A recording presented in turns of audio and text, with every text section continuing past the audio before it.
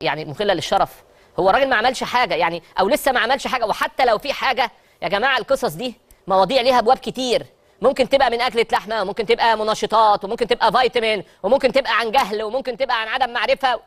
انا مش بقول ان الراجل ده مظلوم، انا بقول بما يرضي الله. كفايانا نمسك نقطه ونفرم اللي قدامنا، نعدمه، ندوس عليه كده باتوبيس ونرجع. ايه بقى الموضوع بقى؟ ايه بقى؟ واحد كاتب الراجل ده بره الملعب مؤدب واخلاق، الراجل اتمسك بحاجه لا قدر الله، عنده ازمه في حاجه. يا جماعه نتقي الله شويه يا جماعه، مش كده، مش كده. ده في القانون، في القانون المتهم بريء حتى تثبت ادانته.